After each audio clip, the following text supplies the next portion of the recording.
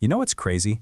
I could look at someone making $45,000 a year and someone making $150,000 a year, and I can tell you with pretty high confidence which one is going to be wealthier in 20 years. And here's the thing, it's usually not the person you'd expect. I'm talking about people with the exact same degrees, same age, living in the same city. One of them will retire with maybe $80,000 in their 401k and a car payment. The other one, they'll have over $2 million in invested assets. And the difference? It's not their salary, it's not their job title, it's not even really about how hard they work. It's one number, one percentage that almost nobody pays attention to, and once you see it, you can't unsee it. The number. So what's the number? It's your savings rate. Specifically, the percentage of your take-home income that you actually keep and invest. Now you might be thinking, Rix, that's obvious. Of course saving matters. But hold on, because here's what most people don't realize. Your savings rate is approximately 10 times more important than your investment returns when it comes to building wealth. Let me say that again. The percentage you save matters 10 times more than how smart you are with investing. And yet, what does everyone obsess over? Investment returns, which stocks to pick, whether they should buy crypto, whether they need a financial advisor to get them an extra 2% return.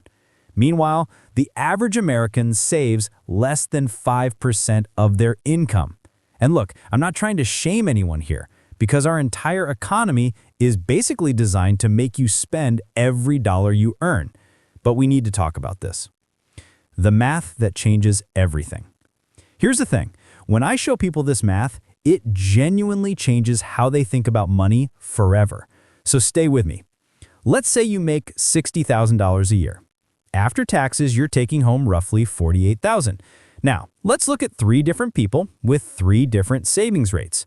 Person A saves 5% of their take-home pay. That's $2,400 a year or $200 a month. Assuming a 7% annual return, which is actually below the historical stock market average, after 30 years, they'll have about $227,000. Person B saves 15% of their take-home pay. That's $7,200 a year or $600 a month. Same 7% return over 30 years, they end up with about $680,000. Person C saves 30% of their take-home pay. That's $14,400 a year, $1,200 a month. Same 7% return over 30 years, they have $1.36 million. Same salary, same investment strategy, same time period, but person C has literally 6 times more money than person A. Now let's compare this to investment returns. If person A somehow gets 10% returns instead of 7, after 30 years, they'd have about $407,000. Impressive. But person C still has more than 3 times that amount at the same 7% return. That's why savings rate matters so much more. Okay, so if the math is this clear, why doesn't everyone just save 30% of their income? Because most people don't even know what they save. If I asked you right now for your savings rate, you might not know. We're trained to ask, can I afford the payment instead of, should I spend this much? The average new car payment in America is over $700 a month for something that loses value the moment you buy it.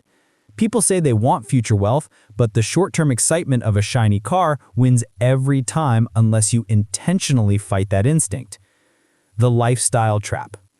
Let me tell you about my friend Mike. He started out saving 20% of his income. Great. Then he got raises, more income, nicer apartment, newer car, more eating out. His lifestyle kept rising with his pay. Now he makes more than double what he used to, but he saves less. If he had kept his original lifestyle and saved the difference, he could save $68,000 a year today. That would make him financially independent in about 15 years. Instead, he'll work until he's 65 and still stress about money. Lifestyle inflation kills wealth. The framework that actually works. You might be thinking, Rix, I've got bills. I can't just save 30%. I get that, but this isn't about sacrificing everything. It's about being intentional. Here's a system that works. Step 1. Calculate your real savings rate. Take-home pay minus spending divided by take-home pay. That's it. Step 2, focus on your top 3 costs: housing, transportation, food. Small improvements here make a huge difference. Every raise increases your savings rate. Even a 1% bump a year compounds into a different future. Step 4, automate savings. Save first, spend what's left. The compound effect. Saving 5% might mean working into your 90s. Seriously. Saving 15% means retiring in your late 60s. Saving 30% means financial independence in less than 30 years. That's the difference between having control over your life or not. The objections. Some people truly have real financial burdens, but many simply haven't checked where their money goes. When they track 1 month of spending, they often find $300 to $500 they didn't even notice leaving their account. Most people don't have an income problem, they have a priorities problem. The identity shift. The biggest change isn't math, it's identity. Wealthy people don't think of themselves as consumers who sometimes save. They think of themselves as savers who sometimes spend. Before buying anything, ask, is this worth more than the future freedom it will cost? A $50,000 car can cost you $380,000 in future investment growth. Is it worth that? The moment you see spending this way, everything changes. The action plan. If you're serious, do this. This week, find your savings rate. This month, set a target and automate it. This year, keep half of every raise. For life, spend intentionally. Freedom beats flexing. Building wealth isn't complicated. It's uncomfortable. Your savings rate is the number that predicts your financial future more than anything else, and you control it. Which path do you want? Person A, work forever. Person B, retire on schedule. Person C, buy your freedom early. The choice starts today. If this helped, hit subscribe. I break down the mindset and math of money every week.